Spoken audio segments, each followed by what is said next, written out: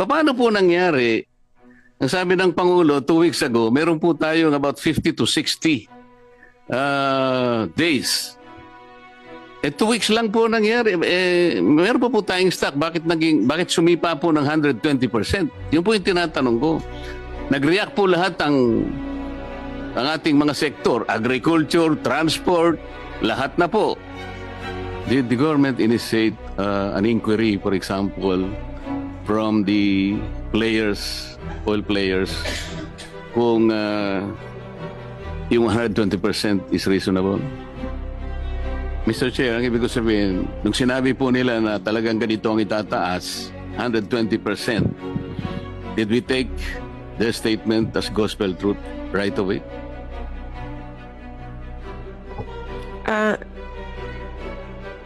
Mr. Chair, how it is it's a deregulated industry. So ang monitoring ng DOE lang yung ginagawa niya on checking what their prices as.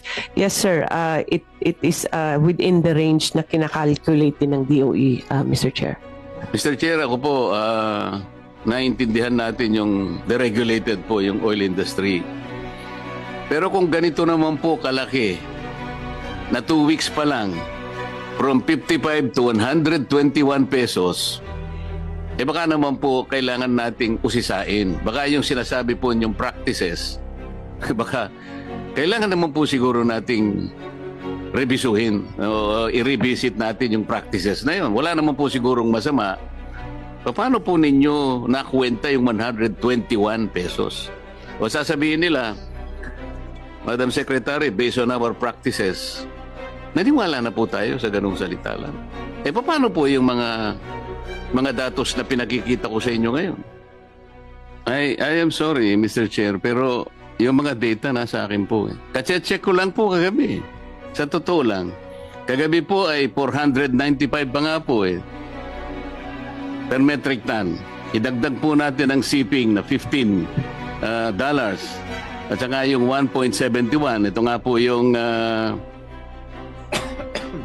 yung gross margin po 8 pesos and 46 centavos. May margin pa nga po Dito po sa Rotterdam Refinery, ang margin is 4 pesos and 64 cents. Pagka sa Petronas naman po, ayun, halos may konti pa rin kita. 1 peso and 85 cents. Pero hindi, nakakapagtaka, bakit po sumipa ng 110 to 130 pesos per liter? What happened?